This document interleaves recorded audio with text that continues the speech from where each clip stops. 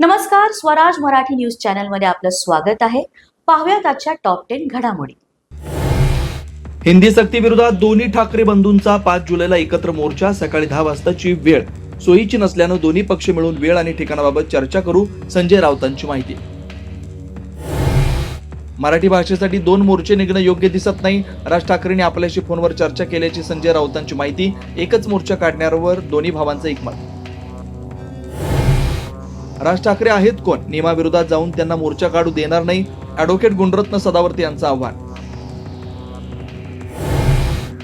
ठाकरे बंधू गैरसमजाची बळी झाल्याची आशिष शेलार यांची प्रतिक्रिया. तर आम्ही वेट अँड वॉचच्या भूमिकेत असल्याची उदय सामंतांची भूमिका. कुणीही सांगतो म्हणून मोर्चात सहभागी होता येणार नाही. राज ठाकरेंच्या आव्हानाला शरद पवारांचं उत्तर. मुंबईला गेल्यावर दोन्ही ठाकरेंची भूमिका ऐकून घेणार असल्याचं केलं स्पष्ट. हिंदी मराठी भाषेचा वाद निवळणार. मराठीला अभिजात भाषेचा दर्जा मोदींमुळेच हा संदेश तळागाळात पोहोचवणार. कोर कमिटीच्या बैठकीत रणनीती ठरली.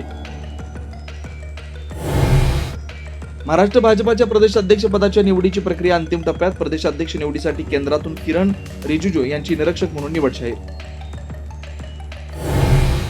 राज्यघटनेतून समाजवादी आणि धर्मनिरपेक्ष शब्द काढा.